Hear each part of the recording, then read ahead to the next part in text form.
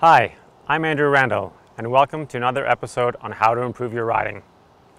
As a pro, I was always on the lookout for how to improve my training and better prepare for racing. One of the people I looked to was Stephen Cheung. The first ride I remember was after watching Steve Bauer at the 1984 Olympics in Los Angeles. I had no idea that anyone raced their bikes, and I just sat there transfixed for 6 hours watching it. Cheung is one of those rare individuals who is both a leading edge thinker and a committed cyclist. He's driven to understand, explain, and share the science behind how to increase performance. My first degree was actually in oceanography at University of British Columbia, but I was riding and racing so much that I decided if I'm going to keep doing something for the rest of my life, keep reading papers, keep studying, I want to have something that had a personal connection with me also.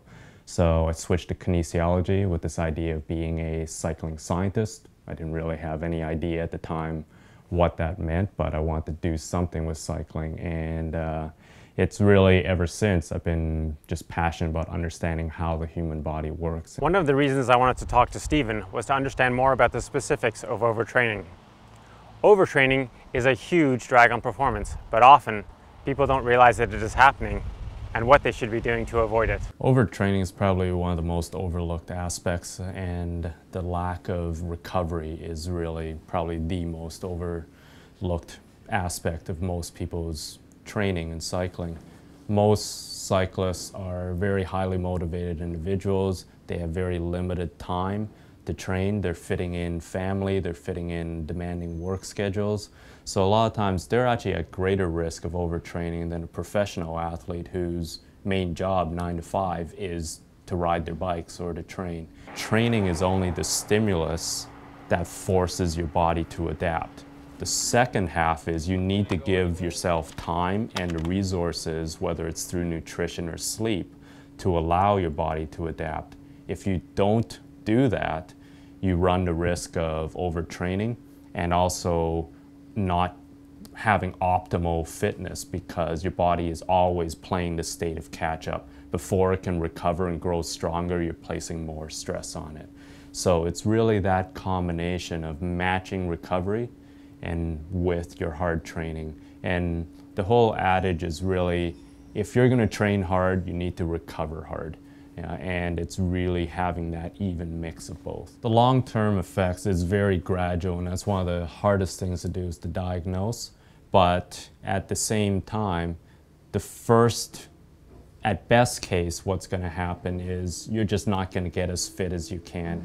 All that hard training that you do, all that hard intervals, and the riding means nothing if your body doesn't have a chance to recover and to build itself to be stronger. That's the whole purpose of that initial hard stress that you put your body under, is to give the stimulus to your body to say, hey, I'm being placed under stress, I need to make myself stronger.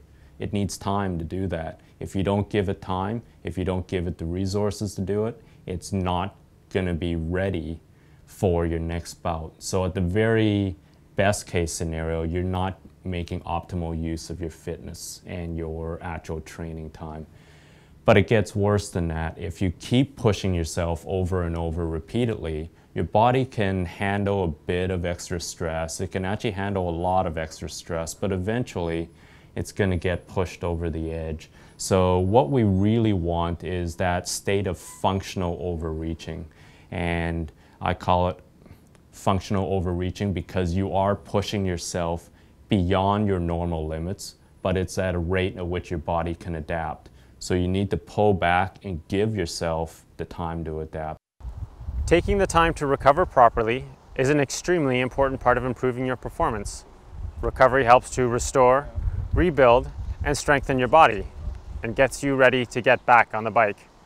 Without recovery, you will not improve. And as Cheung points out, it's not an optional part of training. We have more of the interview with Stephen on the Canadian Cycling Magazine website, so be sure to check that out. And if you have any questions, you can reach me at andrew@arcoaching.ca.